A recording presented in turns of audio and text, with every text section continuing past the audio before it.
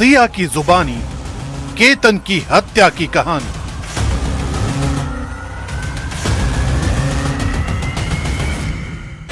जांच एजेंसियों के सामने सबसे बड़े सबूत।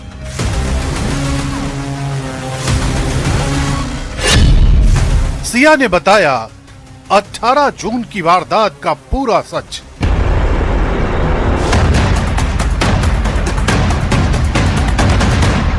लोहगढ़ फोर्ट वही जगह जहां केतन अग्रवाल के जिंदगी का आखिरी अध्याय लिखा गया।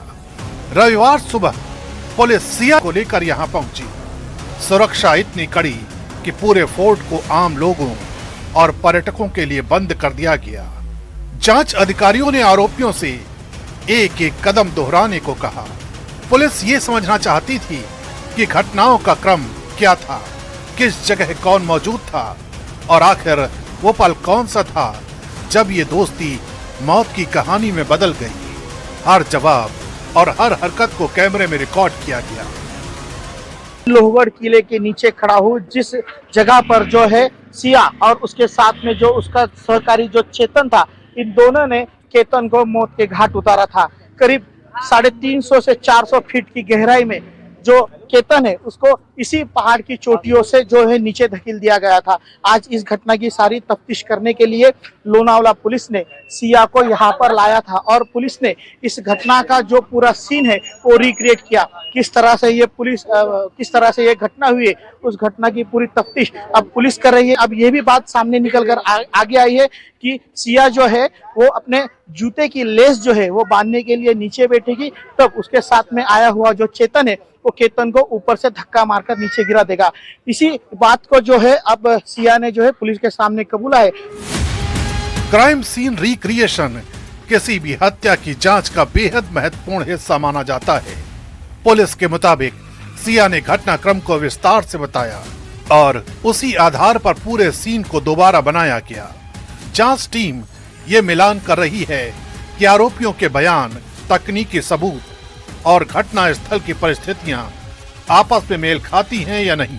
पुलिस के लिए यह प्रक्रिया इसलिए भी अहम है क्योंकि इसी से कई अनसुलझे सवालों के जवाब निकल सकते हैं, खासकर ये कि हत्या प्री प्लांट थी या मौके पर लिया गया कोई फैसला।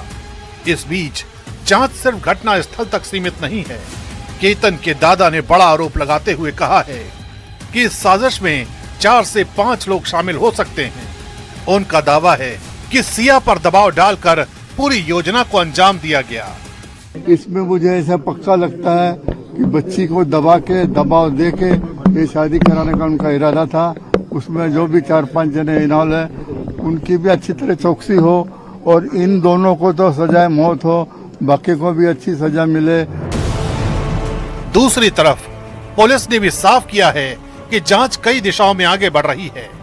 मोबाइल फोन, डिजिटल डेटा और दूसरे सबूतों की रिपोर्ट का इंतजार किया जा रहा है। इसी कड़ी में सिया के माता पिता को भी पूछताछ के लिए बुलाया गया।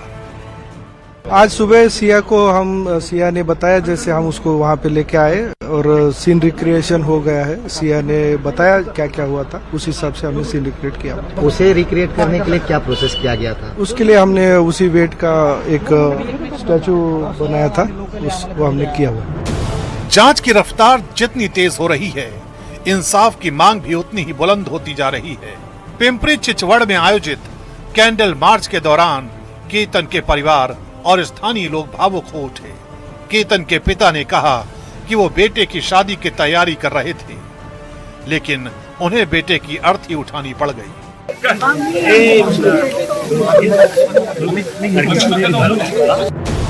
मां ने भी दोषियों को फांसी की सजा देने की मांग दोहराई।